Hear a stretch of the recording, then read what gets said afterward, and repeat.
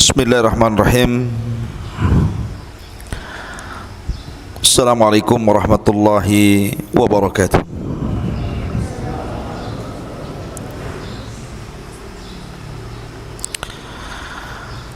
Alhamdulillah.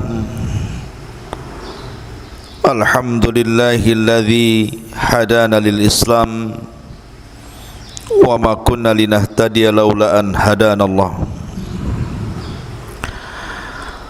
Asyhadu an la ilaha illallah wahdahu rabbi la syarika lah wa asyhadu anna Muhammadan abduhu wa rasuluhu alladzi la nabiyya ba'dah. Qala Allah azza wa jalla ya ayyuhalladzina amanu taqullaha haqqa tuqatih wa la tamutunna illa wa antum muslimun, amma ba'du. Alhamdulillah, di pagi hari ini kembali kita bisa duduk di Masjid Jabal Uhud untuk bertalabul ilmi. Dan pembahasan di pagi hari ini kita akan membahas tentang kisah Nabiullah Musa alaihi salatu wassalam dan pertemuannya bersama Nabiullah Khidir alaihi assalam. Kisah Musa dengan Khidir. Sebelum saya kisahkan kisah Nabi Musa dengan Khidir yang saya ambil dari surah Al-Kahfi,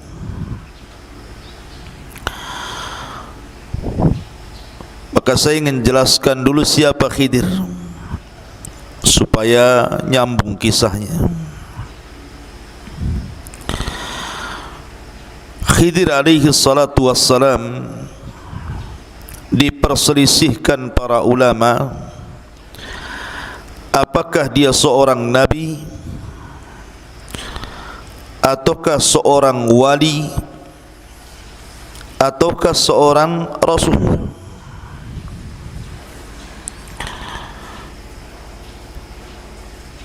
Kenapa diperselisihkan oleh para ulama tentang kenabiannya? Karena Al-Quranul Karim tidak secara jelas menyebutkan bahwa Khidir itu seorang nabi. Begitu juga hadis-hadis Nabi sallallahu alaihi wa ala alihi wasallam. Sebab kalau seandainya Al-Quran dan Sunnah Nabi sallallahu alaihi wasallam menyebutkan Khidir adalah satu di antara nabi-nabi yang ma'ruf seperti 25 nabi dan rasul, tentu meragukan kenabian Khidir bisa kufur. Tetapi karena tidak ada nas yang sharih yang jelas dalam Al-Quran atau Sunnah Nabi SAW, dari sini terjadi perselisihan para ulama. Apakah dia seorang nabi, seorang rasul, ataukah hanya sekedar wali dari wali-wali Allah? Yang mengatakan bahawa Khidir seorang nabi, tentu seorang nabi memiliki mukjizat. Disebutkan di dalam Sahihain atau dalam Sahih Bukhari dari Abu Hurairah radhiyallahu an, innama sumiya al-Khadir li'annahu jalasa ala farwatin bayda fa idza hiya tahtazzu min khalfihi hadrah. Jadi Khidir ini atau Khadir ini, kalau dia lewat di sebuah tempat yang gersang, tempat yang tidak ada tumbuhan, gersang, kemudian Khadir lewat di situ, kemudian duduk di situ, hanya sekedar duduk di situ, maka bumi itu menjadi hijau. Karena Khadir itu memiliki mukjizat, maka disebut Khadir, menjadi hijau semuanya, menjadi tumbuhan yang tidak tumbuh itu menjadi tumbuh, makanya disebut Khadir. Bagi yang mengatakan bahwa Khadir adalah seorang nabi, berarti ini mukjizat. Mukjizat bagi Khadir bisa menghijaukan tempat yang gersang. Tapi bagi yang mengatakan dia bukan nabi tetapi dia wali, maka boleh jadi itu sebuah karamah. Karena keanehan di dunia ini berapa? Ada 3. Ada yang disebut dengan mukjizat, dan itu khusus para nabi dan rasul. Yang kedua, ada yang disebut dengan karamah, dan itu hanya dimiliki para wali-wali Allah. Dan yang ketiga, ada yang disebut dengan sihir, dan itu dimiliki para bomo, dukun, paranormal dan yang semisalnya. Inilah keanehan di dunia. Kalau tidak mukjizat, karamah. Kalau tidak karamah, sihir.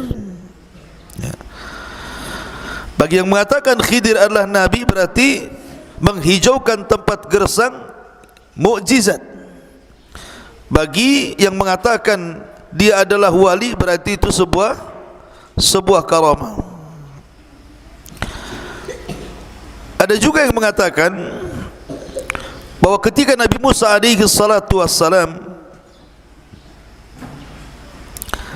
mendatangi Khidir, kemudian Nabi Musa mendapatkan banyak pelajaran dari Khidir. Kemudian Khidir menjelaskan kepada Musa bahwa apa yang dilakukannya ini bukan semata-mata dari dia, akan tetapi ini semua datang dari Allah subhanahu wa ta'ala.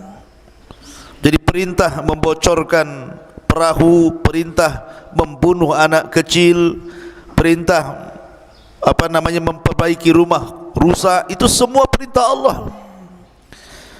Menunjukkan bahwa Khidir ini bukan pandai-pandai dia mengajarkan Musa seperti itu, tetapi layaknya para nabi yang lainnya mendapatkan wahyu dari Allah subhanahu wa ta'ala. Nanti kita akan jelaskan kisahnya dan akan sampai kepada pembahasan yang kita akan bahas di pagi hari ini, kisah Khidir bersama Nabi Musa alaihi salatu wassalam.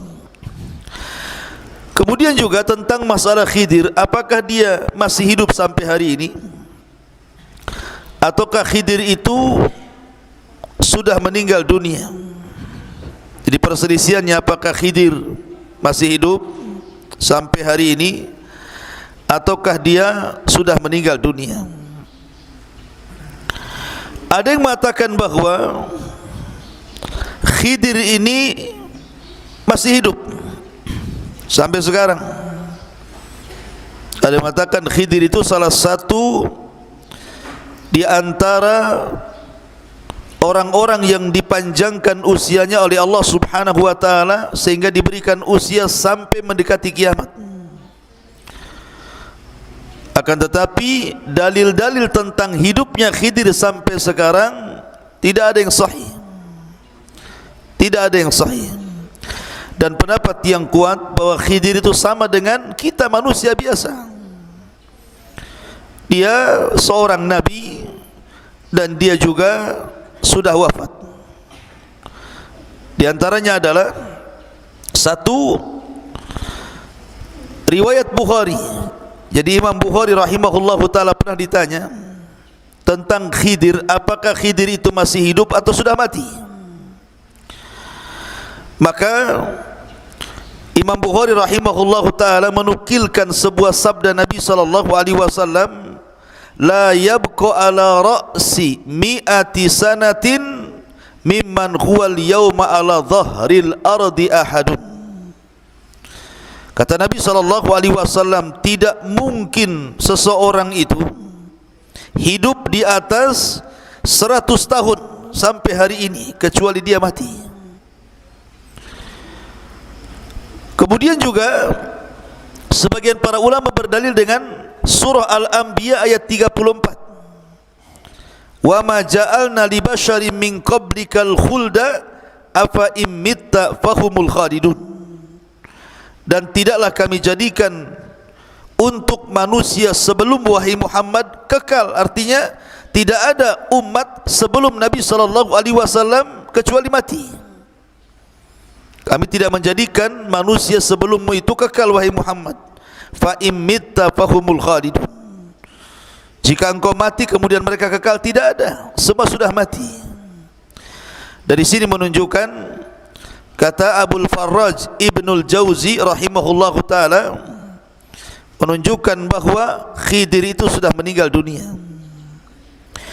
Kemudian juga Syekhul Islam Ibn Taimiyah rahimahullahu taala, Syekhul Islam Ibn Taimiyah rahimahullahu taala mengatakan, "Lau kana al-Khadiru hayyan la wajaba alaihi an ya'tiya an-nabiy sallallahu alaihi wasallam wa yujahidu baina yadayhi wa yata'allamu minhu.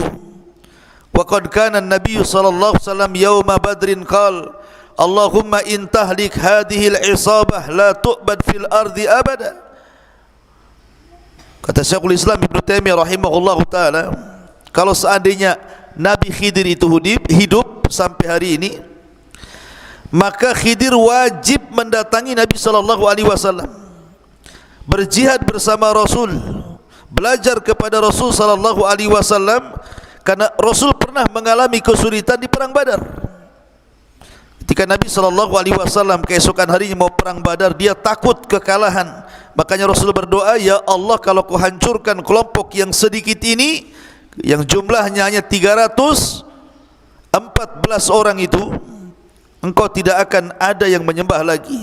Kata Syekhul Islam Ibn Taimiyah rahimahullahu taala, dia mengatakan, kalau seandainya Khidir hidup, kenapa tidak hadir di perang Badar? Kenapa tidak hadir? Masa membiarkan Nabi sallallahu alaihi wasallam kemudian harus berjihad sendirian, padahal ada Khidir gitu ya. Dari sini menunjukkan bahwa Khidir sudah meninggal dunia dan tidak ada cerita Khidir masih hidup. Dan kalaulah kita katakan Khidir masih hidup, anggaplah Khidir masih hidup, maka tidak ada keleluasaan bagi Khidir kecuali harus mengikuti Nabi sallallahu alaihi wasallam. Makanya Rasul mengatakan, "Wallahi law kana Musa hayyan ma wasi'ahu illa an yattabi'ani." Kalau seandainya Musa, Nabi yang lebih afdal daripada Khidir itu hidup, tentu tidak ada keleluasaan Musa kecuali dia harus mengikuti diriku. Hadis ini dikeluarkan Imam Ahmad dalam musnadnya. Taib, ini sekilas tentang Khidir. Kita masuk pada ayat surah Al-Kahfi. Allah Subhanahu wa taala berfirman, "Wa idh qala Musa li fatahu la abrahu hatta ablugha majma'al bahraini au amdiya huquba." Coba perhatikan, jangan ribut. Dan ingatlah ketika Musa berkata kepada pembantunya. Siapa pembantunya di sini maksudnya? Maksudnya Nabiullah Yusa ibn Nun. Jadi Nabi Musa alaihi salatu wassalam berdua bersama siapa? Yusa ibn Nun. Sama dengan Nabi sallallahu alaihi wasallam ketika berdakwah dari Mekah ke Taif, berdua bersama siapa? Zaid ibnul Harithah. Maka begitu juga Musa alaihi salatu wassalam ditemani oleh pembantunya namanya Yusa ibn Nun. Lah Yusa ibn Nun ini yang kelak akan meneruskan perjuangan Nabi Musa.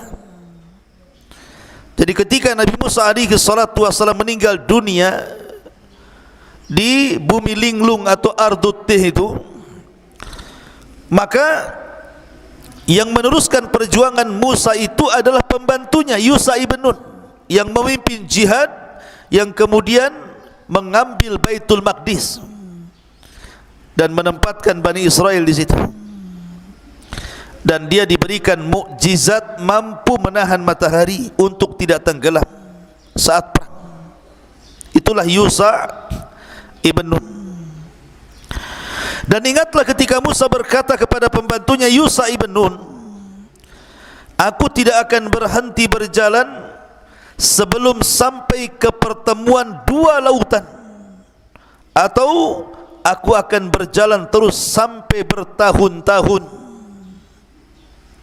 Disebutkan dalam riwayat ikhwan dari Abdullah ibn Abbas radhiyallahu anhuma, dari Ubay ibn Ka'ab. Dan Ubay ibn Ka'ab ini satu di antara 4 sahabat yang direkomendasikan Nabi SAW untuk diambil Al-Quran darinya. Kata Rasul, khudul Quran min 4. Ambillah Al-Quran dari 4 sahabat. Salah satunya adalah Ubay ibn Ka'ab. Jadi Ubay ibn Ka'ab ini menceritakan tentang kisah Nabi Musa alaihi salatu wassalam yang ia dengar dari Nabi sallallahu alaihi wasallam. Jadi suatu ketika kata Nabi sallallahu alaihi wasallam, Musa itu pernah berkhutbah di hadapan Bani Israel. Setelah berkhutbah, tiba-tiba berdiri seorang laki-laki dan mengatakan, ya Musa, ya Nabi Allah, apakah ada orang yang lebih berilmu dibandingkan dirimu? Apakah di sana ada orang yang lebih berilmu dibandingkan dirimu? Manusiawi, Musa itu bukan malaikat. Ya. Dia pun kemudian muncul sifat kemanusiaannya dan mengatakan tidak ada orang yang lebih alim dibandingkan diriku. Dan dia lupa mengucapkan insya Allah. Lupa mengucapkan insya Allah. Harusnya insya Allah tidak ada kan gitu ya, kecuali aku gitu. Tapi Musa alaihi salatu wassalam menasabkan kepada dirinya seolah-olah ada kesombongan di sini. Ma'asyiral muslimin yang dimuliakan Allah Azza wa Jalla, ataupun Musa alaihi salatu wassalam lupa untuk menasabkan ilmu kepada Allah Azza wa Jalla. Makanya dari sini kemudian Allah Subhanahu wa taala memberikan pelajaran kepada Musa alaihi salatu wassalam, seolah-olah Allah ingin katakan, hei Musa, jangan berkata seperti itu, karena di sana ada orang yang memiliki ilmu yang engkau tidak punya. Maksudnya diisyaratkan kepada Nabi Allah Khidir alaihi salatu wassalam. Maka sebagai bentuk hukumannya, karena engkau sudah mengatakan seperti itu, maka engkau harus rihlah untuk talabul ilmi, cari orang namanya Khidir, dan tempatnya di antara pertemuan dua lautan. Subhanallah. Suruh nyari alamat tak jelas. Sekarang kan enak tuh pakai Google Map, ya kan? Kalau ini kan enggak jelas alamatnya, pokoknya ada pertemuan dua lautan, kau di situ akan dapatkan Khidir. Enggak jelas RT-nya berapa, RW-nya berapa, kelurahan berapa, kecamatan mana, enggak jelas. Ya, pokoknya pertemuan dua lautan, carilah pertemuan dua lautan itu, kau akan dapat Khidir di situ katanya. Subhanallah ikhwan, ini rihlah perjalanan yang enggak jelas alamatnya. Makanya Musa alaihi salatu wassalam, dia mengatakan dalam surah Al-Kahfi ini, au amdiya hukuba, atau aku akan berjalan terus bertahun-tahun sampai berjumpa dengan Khidir itu. Ini namanya azam yang kuat bagi talabul ilmi. Dan begitulah para ulama mengajarkan kepada kita adanya rihlah, adanya safar untuk talabul ilmi, sebagaimana Jabir bin Abdullah radhiyallahu an harus safar dari Madinah menuju Syam menemui Abdullah ibn Unais hanya ingin mendapatkan satu buah hadis Nabi sallallahu alaihi wasallam. Begitulah para ulama dulu ketika mencari ilmu. Maka Musa mengajarkan kepada kita untuk rihlah li talabul ilmi. Dan Nabi sallallahu alaihi wasallam bersabda, man salaka tariqan yaltamisu fihi ilma sahhalallahu bihi tariqan ilal jannah. Barang siapa yang berjalan mencari ilmu agama, maka Allah permudah langkahnya menuju surga. Kemudian Allah mengatakan falamma balagha majma'a bainihima nasiya hutahuma fattakhadha sabilahu fil bahri saraba.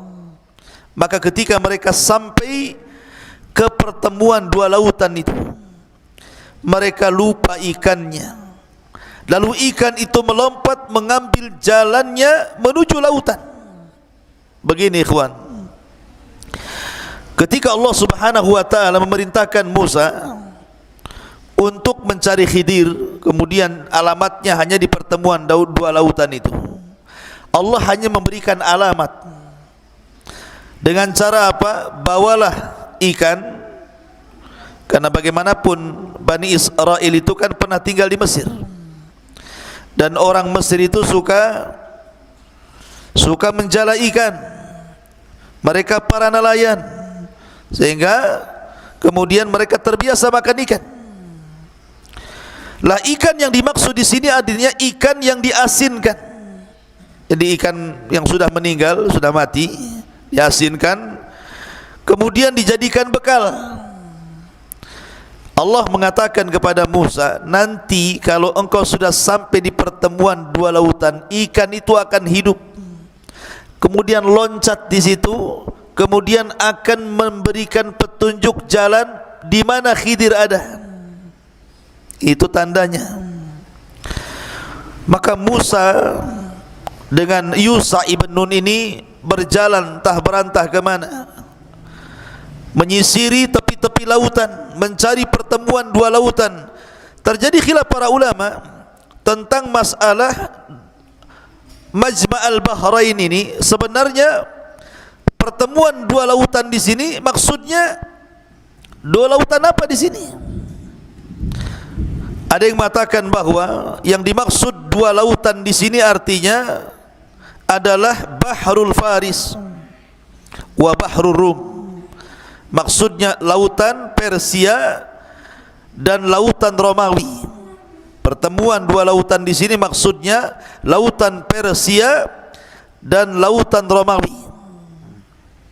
Ini sebagaimana yang disebutkan oleh Imam As-Suyuti rahimahullahu taala dari Qatadah, bahwa yang dimaksud Majma'al Bahrain ini adalah Bahru Farisin wa Rum, pertemuan dua lautan, lautan Persia dan lautan Romawi, dan dua-duanya adalah disebut dengan dua pertemuan lautan. Ada juga yang mengatakan maksudnya Majma'al Bahrain ini di mana maksudnya di Afrika, di Afrika sana.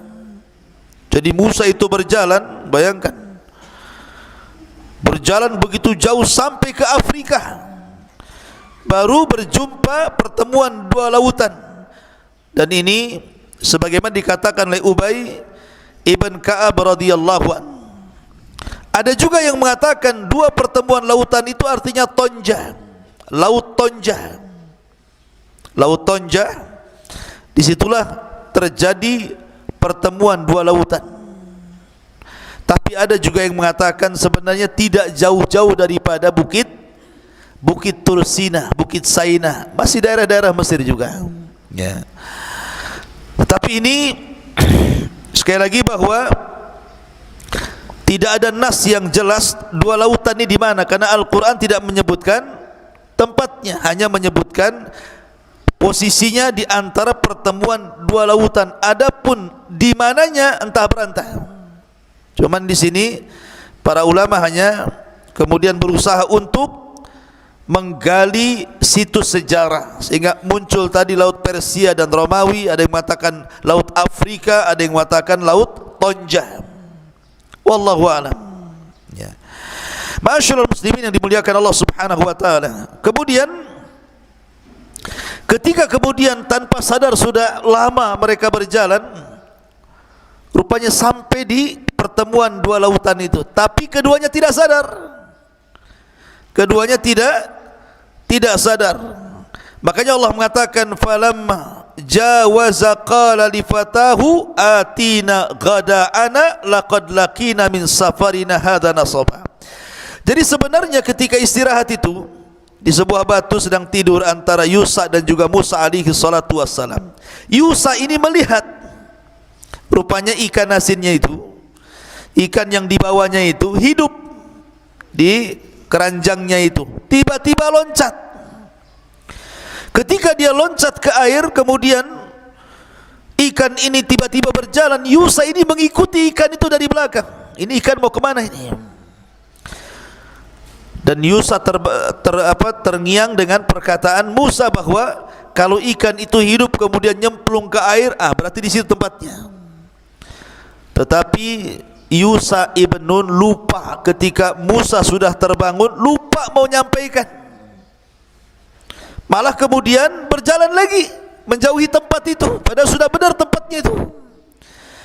Akhirnya ketika sudah jauh dari tempat yang dituju, Allah subhanahu wa ta'ala berfirman, maka ketika mereka telah melewati tempat itu, Musa berkata kepada pembantunya, bawakan kemari makanan kita, sungguh kita telah merasa letih karena perjalanan kita ini. Manusiawi, Musa bukan malaikat, dia perlu makan, perlu minum, lapar karena sudah berjalan jauh.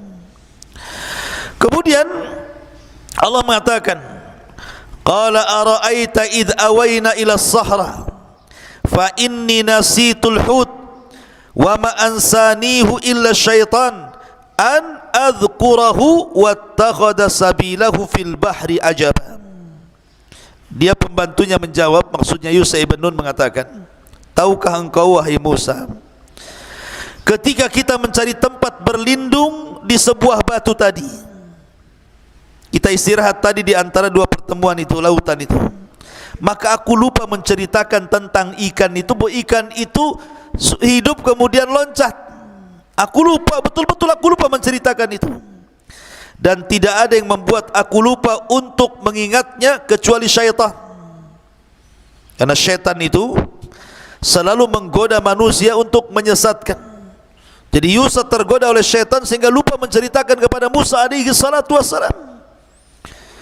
Makanya Nabi SAW bersabda, bagaimana orang yang solat diganggu syaitan kan? Di mana ketika sebelum solat dia cari-cari barang gitu kan, lupa dia, sengaja dilupakan syaitan. Kemudian ketika solat syaitan ngasih tahu, oh barang yang kau cari ada di lemari loh. Oh iya, baru ingat, Allahu Akbar, lah iya dompet saya kok di situ katanya. Ya, dibuat kemudian kita ini was-was dalam solat gitu ya. Maka kata Yusa ibn Nun alaihi salatu wassalam, dan ikan itu mengambil jalannya menuju lautan dengan cara yang aneh sekali. Kata Musa, kenapa kau baru cerita?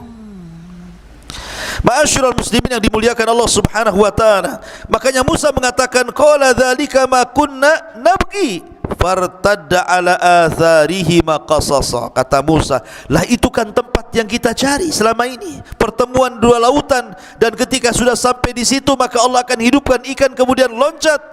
Lalu keduanya kembali ke jalan semula, mengikuti jejak-jejak jalan supaya tidak sesat kembali, balik lagi ke tempat istirahat pertama.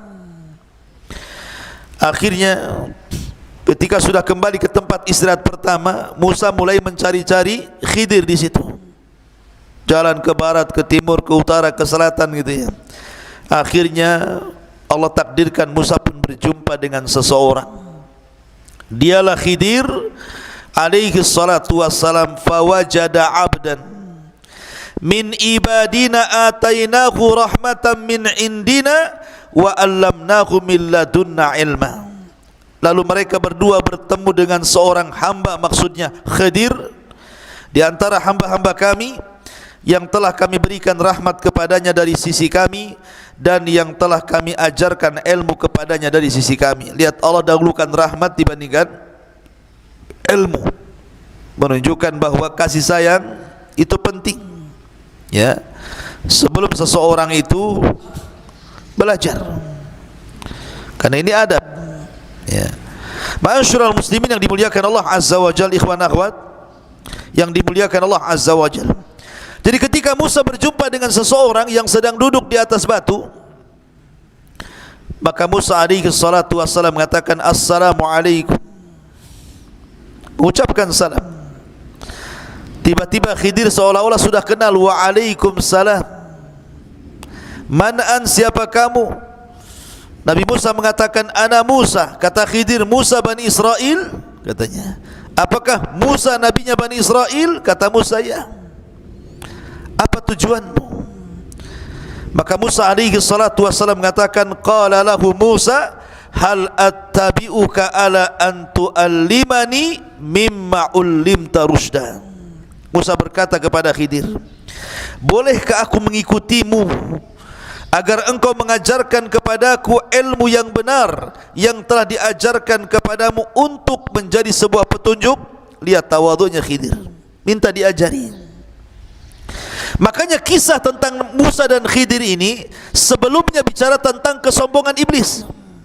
Kalau antum baca surah Al-Kahfi, sebelum menceritakan tentang Khidir, ayat sebelumnya itu bicara tentang kesombongan iblis. Ketika iblis tidak mau sujud kepada Adam alaihi salatu wassalam, dan Allah katakan aba wastakbara wa kana minal kafirin. Dia enggan, dia sombong, dia termasuk orang kafir. Padahal sudah jelas-jelas Adam itu dilebihkan dari iblis dengan ilmu.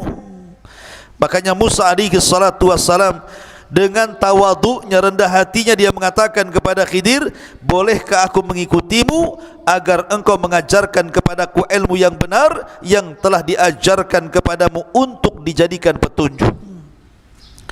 Tapi Khidir mengatakan, qala innaka lan tastati' ma iya sabra. Kalau engkau ingin jadi muridku, seolah-olah mengatakan seperti itu, engkau tidak akan sanggup sabar kayaknya. Engkau enggak akan sabar. Di sini ada faedah apa? Mencari ilmu itu harus sabar. Sabar. Ya. Terkadang seseorang itu tidak bisa istirahat ketika thalabul ilmi. Makanya Yahya bin Abi Katsir mengatakan, la yunalul ilmu birahatil jismi. Ilmu itu tidak diraih dengan istirahatnya badan. Harus lelah, harus capek. Kadang kurang tidur, kadang ngantuk gitu kan. Ya kalau tidur terus ya pulang saja, enggak usah ngaji. Ya. Siapa yang tidur? Bangunkan yang tidur. Tolong keluar berjemur di situ yang tidurnya. Kalau tidur, saya lihat tidur, saya suruh berjemur di situ. Di tempat dak-dakan situ. Mumpung lagi hujan. Ya. Jadi di sini kembali bahwa Musa alaihi salatu wassalam ketika meminta untuk diajarkan ilmu kepada Khidir, Khidir mengatakan, engkau tidak akan sanggup sabar bersamaku. Kenapa demikian? Karena nanti ilmu yang akan diajarkan Khidir itu aneh masalahnya. Ya. Kemudian Musa mengatakan, wa kaifa tasbiru ala ma lam tuhit bihi khubra. Dan bagaimana engkau akan dapat sabar atau atas sesuatu sedangkan engkau belum mempunyai pengetahuan yang cukup tentang hal itu. Qala satajiduni insyaallahu sabira wa la a'siyalaka amra. Musa berjanji di sini kepada Khidir, insyaallah engkau akan dapati aku termasuk orang yang sabar dan aku tidak akan menentangmu dalam urusan apapun. Musa janji nih, saya akan sabar. Apapun yang kau ajarkan saya akan tidak akan tentang. Karena Musa betul-betul ingin mencari ilmu masalahnya. Ya. Maka Allah Subhanahu wa taala melanjutkan firman-Nya. Qala fa in ittaba'tani fala tas'alni an syai'in hatta uhditsa laka minhu dzikra. Ini syaratnya. Khidir memberikan syarat kepada Musa. Jika engkau mengikutiku wahai Musa, maka janganlah engkau menanyakan kepadaku tentang sesuatu apapun.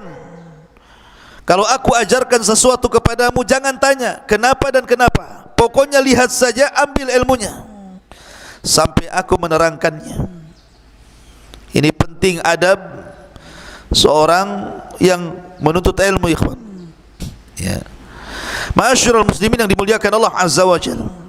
fantalaqa hatta idza raqiba fis safinati kharaqaha qala akharaqtaha litughriqa ahlaha laqad ji'ta syai'an nukrah. Ini pelajaran pertama ini. Jadi Nabi Musa alaihi salatu wassalam diajak safar oleh Khidir, kemudian naik perahu. Di dalam perahu itu ada 8 orang, berarti 10 orang dengan Musa dan Khidir.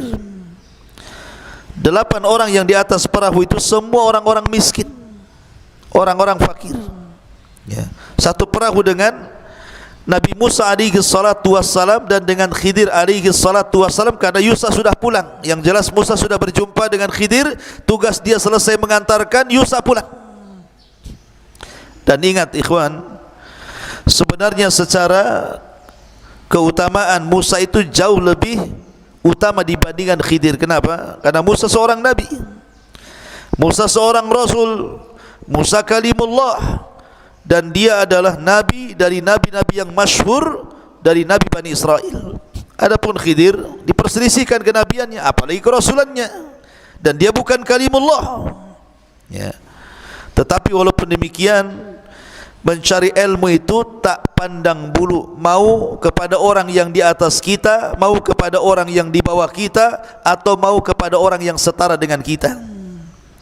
Maka Musa alaihi salatu wassalam beriktikad untuk belajar kepada Khidir, mencari manfaat dunia dan akhirat. Lah, pelajaran yang pertama, ketika Musa dengan Khidir itu masuk ke dalam perahu, perahu ini kan berjalan sampai ke tujuannya. Di dalamnya banyak orang-orang fuqara wal masakin, termasuk yang punya perahu juga fakir. Tiba-tiba setelah perahu itu nyandar, sudah sampai di tujuan, Musa pula ambil martil. Tahu martil?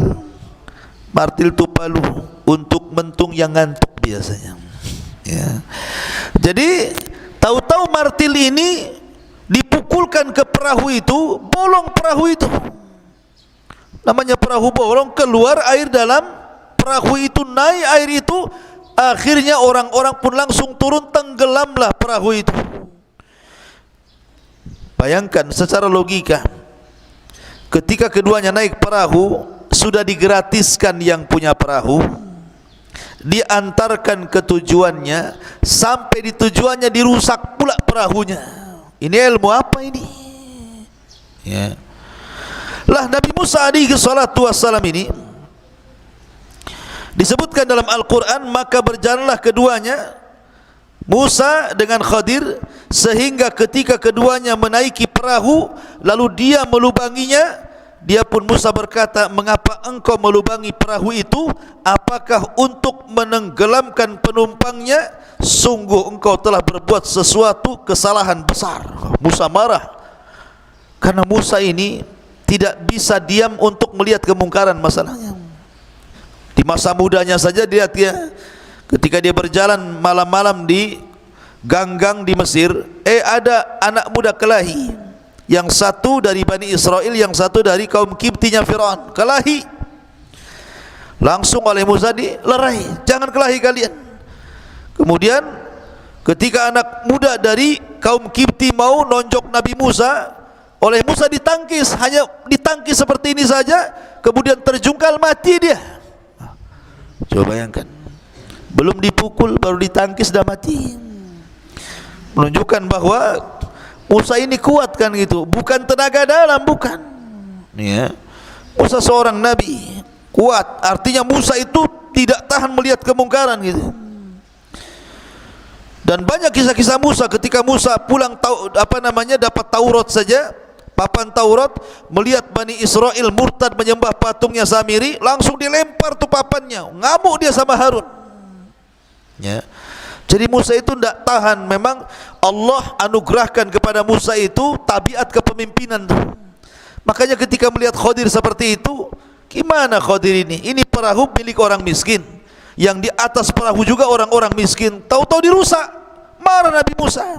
Makanya dia mengatakan, akharaqtaha litughriqa ahlaha laqad ji'ta syai'an nukra. Hai Khidir, mengapa engkau melubangi perahu? Apakah untuk menenggelamkan penumpangnya? Sungguh engkau telah berbuat sesuatu kesalahan. Khidir tadi sudah ngomong di awal kan, kalau engkau ingin belajar kepadaku enggak akan sabar. Enggak akan sabar. Baru satu pelajaran saja Musa udah enggak sabar tuh. Ya. Makanya Khidir mengatakan, qala alam aqul innaka lan tastati ma'iya sabra. Bukankah sudah kukatakan, ini baru satu ilmu nih, bahwa engkau tidak akan mampu sabar bersamaku. Maka Musa alaihi salatu wasalam sadar, dan dia meminta uzur dan mengatakan, qala la tu'akhidni bima nasid wa la tuhriqni min amri usra. Musa pun berkata, janganlah engkau menghukum aku karena kelupaanku, dan janganlah engkau membebani aku dengan sesuatu kesulitan dalam urusanku. Afwan mungkin bahasa kitanya, lupa saya tadi, harusnya saya diam, ngomong pula saya gitu ya. Kemudian pelajaran yang kedua, fantalaqa hatta idza laqiya ghulaman faqatalahu qala aqatalta nafsan zakiyatan bighairi nafsin laqad ji'ta syai'an nuqra. Maka berjalanlah keduanya, Musa dan Khidir, hingga ketika keduanya berjumpa dengan seorang anak muda, maka dia membunuhnya. Maksudnya begini, ini kan turun dari perahu, selesai perahunya, kemudian jalan, ada anak-anak lagi main. Ada yang mengatakan bahwa anak yang dibunuh oleh Khidir itu usianya 13 tahun. Guys, siapa 13 tahun di sini? Ada yang 13 tahun di sini? Berapa antum usianya? Berapa antum usianya? 15. Udah balik antum. Jadi usianya 13 tahun. Kan masih kecil tuh, masih SD tuh. Lagi main-main, mungkin kalau sekarang lagi main bola di lapangan itu. Cuman anak ini dikisahkan, anak ini tukang nyolong. Ya. Jadi kalau seandainya ada musafir yang membawa dagangan, kemudian istirahat di situ, kemudian tidur, terkadang kemudian anak ini menunggu pemilik barang itu tidur, diambilnya, dicolongnya barang itu, kemudian diberikan kepada orang tuanya. Jadi tukang nyolong anak ini. Dan apabila ketahuan gitu kan, maka orang tuanya membela bahwa anaknya tidak melakukan seperti itu demi melindungi anaknya. Rupanya anak ini semakin besar, semakin menyulitkan orang tuanya, semakin besar durhaka, dan itu digambarkan kepada Khidir. Makanya kemudian ketika melihat ada anak-anak yang sedang bermain, Khidir pun mendekati satu di antara anak yang bermain itu, langsung kemudian digeret, dibawa, disembelih, dipotong kepala dari badannya. Musa melihat ini kaget, kenapa pula dia bunuh orang, disembelih lagi, dipatahkan lagi kepala dengan badannya. Makanya kemudian digambarkan di sini, maka berjalanlah keduanya hingga ketika keduanya berjumpa dengan seorang anak, maka Khidir pun membunuhnya. Musa mengatakan, mengapa engkau bunuh jiwa yang bersih, bukan karena dia membunuh orang lain? Sungguh engkau telah melakukan sesuatu yang sangat mungkar, katanya. Lihat, ini pelajaran apa ini, bunuh-bunuh orang ini? Pelajaran kok bunuh-bunuh orang? Makanya Musa emosi lagi. Ini enggak benar ini, kau ini sudah buat mungkar nih. Tetapi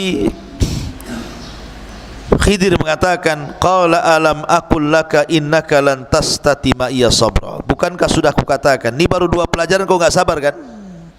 Ya mau sabar gimana? Ini aneh ilmunya. Satu bolongi kapal, satu menggal orang kan gitu. Gimana enggak sabar? Ya. Ini pelajaran apa ini?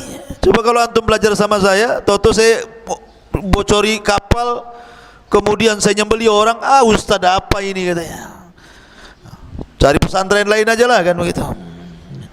Jadi akhirnya Khidir mengingatkan, sudah kukatakan kau tidak akan sabar. Maka Musa alaihi salatu wassalam Qala, Khidir mengatakan, qala in sa'altuka an syai'in ba'daha fala tusahibni qad balagta min ladunni udra.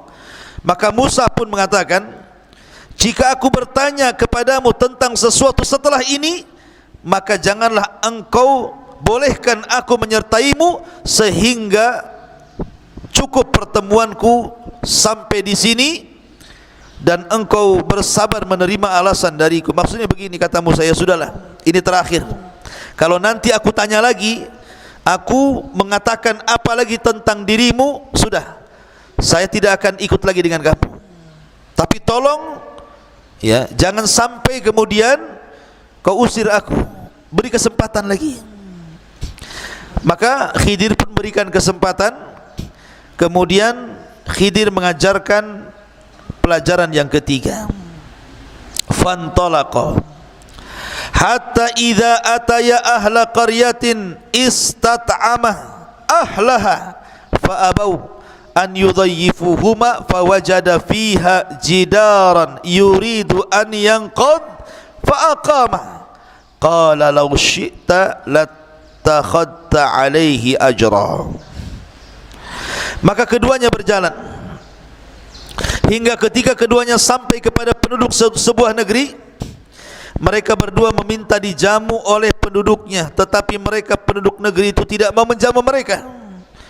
Kemudian keduanya mendapatkan dinding rumah yang hampir roboh, lalu dia menegakkannya. Musa pun berkata, jika engkau mau, niscaya engkau dapat meminta imbalan untuk itu. Maksudnya begini, ini kan Musa dengan Khidir ini kan berjalan terus, lelah, capek, akhirnya habis bekalnya. Kan habis bekal, perlu makan, perlu minum, manusia. Akhirnya datang ke sebuah desa, minta dijamu, minta makan, ya. Dan dibolehkan seseorang meminta-minta dalam kondisi safar, walaupun dia kaya. Umpamanya ada orang kaya, safar, dompetnya hilang, sehingga dia harus makan. Boleh orang ini meminta-minta, hanya sebatas kebutuhannya. Jadi ketika lapar masuk ke sebuah desa, rupanya satu desa itu bakhil. Namanya desa bakhil. Satu desa itu bakhil, medit, kikir. Ada ya satu desa kikir ya. Kemudian masuk ke desa lain, kikir lagi. Mak, ini desa ini kikir semua nih, ya. Akhirnya Musa dan Khidir pun keluar dari desa itu, mencari desa-desa yang lainnya lagi yang bisa atau tidak ada kebakhilan sehingga bisa menjamu keduanya. Rupanya di perbatasan desa ada rumah mau roboh. Rumah itu mau roboh sudah. Maka Musa diberhentikan oleh Khidir. Bentar-bentar, malam ini kita harus memperbaiki rumah ini. Kata Musa, kenapa? Ini rumah mau roboh masalahnya. Akhirnya diperbaiki rumah itu sampai selesai, sampai cantik. Kata Musa, ya Khidir, kita ini lagi lapar. Harusnya kalau engkau ingin memperbaiki, ingin jadi tukang bangunan, cari orang yang jelas pemiliknya, supaya dapat upahnya bisa untuk makan. Ini rumah kosong, enggak tahu siapa penghuninya, main benerin saja kan gitu ya. Maka ini kalau sudah, ini tanyakan 3 kali ya kan, sudah janji kalau sampai aku mempertanyakan sesuatu, sudahlah sampai di sini, kata Musa kan. Dia ada janji begitu masalahnya. Maka Khidir berkata, qala hadza firaq baini wa bainak, sa'unabbi'uka bi ta'wili ma lam tasdi alaihi sabra. Inilah perpisahan antara engkau dengan aku. Aku akan memberikan penjelasan kepadamu atas perbuatan yang kau tidak sabar melihatnya. Sebelum saya berpisah, saya akan jelaskan ya, kenapa saya bolongi kapal, kenapa saya bunuh anak, kenapa kita memperbaiki bangunan yang mau roboh ini. Maka Khidir pun menjelaskan, pertama, kenapa membolongi kapal. Amma safinatu fakanat limiskin ya'maluna fil bahri fa'aradtu an a'ibaha wa kana wara'ahu malikun ya'khudhu kulla safinatin ghasba. Siapa yang ngantuk tuh? Antum tidur enggak? Oh tidur antum, saya suruh berdiri sana. Ya. Saya tidak mau dalam pengajian ada yang ngantuk sini. Makanya kalau ngantuk cepat ambil wudu. Ada setannya antum. Ataupun diruqyah. Ya. Taib. Jadi di sini saya ulangi, adapun perahu itu adalah milik orang miskin yang bekerja di laut. Aku bermaksud merusaknya, karena di hadapan mereka ada raja yang sangat zalim yang akan merampas setiap perahu yang bagus. Jadi kenapa Khidir membolongi perahu, ikhwan? Di situ itu ada raja zalim, penguasa zalim. Kalau melihat ada perahu bagus, pasti akan diambilnya, dikuasainya dan dimilikinya. Ya. Makanya oleh Nabi Musa alaihi salatu wasallam dirusak perahu itu.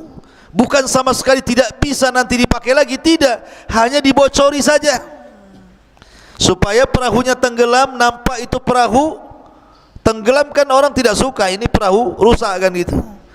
Tapi seandainya perahu itu mau diperbaiki, bisa, karena tinggal ditambal saja yang bolong tadi, supaya menghindari kezaliman raja. Karena kasihan, ini yang punya perahu orang miskin masalahnya. Ini takwil yang pertama. Wa ammal ghulam fakana abawahu mu'minain fakhashina an yurhiqahuma tughyanan wa kufra fa'aradna an yubdilahuma rabbuhuma khairan minhu zakatan wa aqraba rahman. Adapun anak kecil yang dibunuh itu, dia memiliki dua orang tua yang mukmin, dan kami khawatir kalau dia akan memaksa kedua orang tuanya kepada kesesatan dan kafiran. Kemudian kami menghendaki sekiranya Tuhan mereka mengganti dengan seorang anak lain yang lebih baik kesuciannya daripada anak itu, dan lebih sayang kepada orang tuanya, ibu bapaknya, dibandingkan anak itu. Kenapa Khadir mengatakan seperti itu? Karena sekali lagi Khadir ini diberikan wahyu di seorang nabi. Anak ini kalau besar, karena dari kecil sudah nyolong masalahnya, nanti kalau sudah besar takut jadi mafia pula, maka dibunuh. Tapi sekali lagi ini karena pemberitahuan dari Allah Subhanahu wa ta'ala. Jangan pula kemudian main bunuh saja kan itu. Tengok anak kecil ambil pisau tusuk. Kenapa tusuk? Nih kalau gede jadi kurang ajar sama orang tuanya. Dah tahu dari mana tuh? Main tusuk saja kan begitu. Ini Khidir diberikan wahyu. Makanya dia tahu anak ini kalau besar akan jahat, makanya dibunuhlah anak ini supaya Allah menggantikan yang lebih baik. Nanti kalau dia besar, takutnya orang tuanya jadi sesat kafir gara-gara anaknya. Ya. Kemudian yang terakhir, wa ammal jidar fakana li gulamaini yatimaini fil madinati wa kana tahtahu kanzun lahuma wa kana abuhuma salihan fa arada rabbuka an yablugha ashuddahuma wastakhrija kanzahuma rahmatan min rabbika wa ma fa'altuhu an amri dzalika ta'wilu ma lam tasti alaihi sabra. Adapun dinding rumah itu adalah milik dua anak yatim di kota itu, yang di bawahnya tersimpan harta bagi mereka berdua, dan ayahnya seorang yang saleh. Maka Tuhan menghendaki agar keduanya sampai dewasa, dan keduanya mengeluarkan simpanannya sebagai rahmat dari Tuhanmu. Apa yang kuperbuat bukan menurut kemauanku. Dari sini menunjukkan bahwa Khidir bukan pandai-pandai, tidak. Karena Khidir mengatakan, apa yang kulakukan itu bukan kemauanku sendiri. Itulah keterangan perbuatan-perbuatan yang engkau tidak sabar terhadapnya. Jadi seolah-olah Khidir ingin mengatakan begini, kenapa kita memperbaiki rumah yang roboh? Rumah ini milik dua anak yatim dan tinggal di kota. Lah, bapak-bapaknya anak yatim ini orang baik. Maksudnya bukan bapak di atasnya, ada yang mengatakan kakek buyutnya gitu ya. Itu ada turunan orang soleh dan soleha. Maka ini cucunya mewarisi kesolehannya kakek buyutnya nih. Sementara orang tuanya itu menyembunyikan warisan harta emas, perak atau apa namanya di dalam bangunan itu yang mau roboh itu. Ini kalau sampai bangunan roboh, kemudian nampak kemudian ada emas, ada perak, padahal itu adalah harta warisan anak yatim itu, nampak sama orang desa yang bakhil, tentu akan diambilnya. Maka kita lindungi dengan cara kita perbaiki, kita tutupi supaya harta itu jangan diketahui orang. Ini harta punya anak yatim, dulu kakek-kakeknya orang soleh. Nah, pentingnya antum apa? Mencari jodoh yang soleh, dan akhwat juga mencari jodoh yang soleh, supaya kalau suami istri soleh dan soleha, nanti keturunannya walaupun kedua orang tuanya sudah meninggal dunia, maka anaknya akan dilindungi para malaikat. Lihat bagaimana di sini Allah melindungi dua anak yatim lewat Khidir alaihi salatu wassalam dalam perjalanan mencari ilmunya Musa alaihi salatu wassalam. Ini diantara cuplikan tentang kisah Khidir alaihi salatu wassalam di dalam Al-Quranul Karim, tepat pada surah Al-Kahfi. Ma'asyiral muslimin yang dimuliakan Allah subhanahu wa ta'ala, intinya bahwa pelajaran yang bisa kita petik dari kisah Musa alaihi salatu wassalam dan Khidir ini, pertama, pentingnya rihlah di talabul ilmi, pentingnya berjalan safar untuk menuntut ilmu. Makanya para ulama ketika membuat bab tentang rihlah li talabul ilmi, salah satu dalilnya adalah rihlahnya Musa kepada Khidir untuk talabul ilmi. Yang kedua, di sini kita diajarkan akhlak tawadhu. Walaupun Musa jauh lebih agung dibandingkan Khidir, maksudnya lebih alim, lebih saleh, pokoknya lebihlah dibandingkan Khidir, tetapi Musa alaihi salatu wassalam tawadhu, rendah diri. Tetap dia menghormati orang yang di bawahnya, belajar dan mengambil ilmu daripada Khidir alaihi salatu wassalam. Karena bagaimanapun pengetahuan yang Allah subhanahu wa ta'ala berikan kepada kita itu tidak lebih daripada seekor burung yang mengambil air di lautan. Maka ilmu yang ada pada diri kita itulah air yang diminum oleh burung itu, sementara ilmu Allah itu lautannya. Dan itu juga ada dalam kisah Khidir dengan Musa ketika naik perahu, sebelum perahunya dibolongi itu, di tengah jalan Musa ini diperlihatkan oleh Khidir burung. Kata Khidir, kau lihat burung itu wahai Musa. Burung ini terbang di lautan, kemudian sesekali kemudian ke dalam lautan, kemudian mengambil air, kemudian terbang lagi ke atas. Kata Khidir kepada Musa, tidaklah ilmuku dan ilmumu melainkan seperti air yang diambil burung itu, diambil paruh burung itu. Sementara lautan ini ilmu Allah. Karena di dunia ini ada dua perkara kalau dicari nggak akan kenyang. Satu harta, satu ilmu. Harta makin dicari makin tomak, makin miskin, kayaknya kurang terus. Ilmu kalau dicari makin bodoh kita ini, rupanya banyak pengetahuan yang belum dipelajari. Makanya pentingnya mencari ilmu itu tulus zaman, lamanya waktu, kata Imam Syafi'i rahimahullahu ta'ala. Kemudian yang ketiga, di antara pelajaran dari kisah Khidir ini, ikhwatu fiddin yang dimuliakan Allah azza wa jalla, pentingnya sabar. Sabar di dalam menuntut ilmu, sabar di dalam mengamalkan ilmu, dan sabar di dalam mendakwahkan ilmu. Makanya sifat seorang talabul ilmi ada 4: ilmu, amal, dakwah, sabar. Ilmu, amal, dakwah, sabar. Dan itu tertuang dalam surah Al-Asr wal asri, demi masa, innal insana lafi khusrin, manusia itu dalam kondisi merugi, illal ladzina amanu, kecuali orang-orang yang beriman, maksudnya berilmu. Setelah itu wa amilus solihat, beramal soleh. Setelah itu berdakwah, wa tawasaw bil haq. Setelah itu sabar, wa tawasaw bis sabr. Ya. Kemudian yang terakhir, faedah dari kisah perjalanan Nabi Musa alaihi salatu wassalam dan Khidir ini, ikhwatu fiddin dimuliakan Allah azza wajal, pentingnya seseorang mengucapkan insyaallah dalam setiap apa yang akan dilakukannya. Serahkan semua atas kehendak Allah. Karena Allah kalau seandainya kita berkehendak tetapi Allah tidak berkehendak, maka tidak mungkin terjadi. Tapi kalau seandainya Allah berkehendak walaupun kita tidak berkehendak, pasti terjadi. Maka siapapun yang mengucap insyaallah pasti wufik, akan diberikan taufik.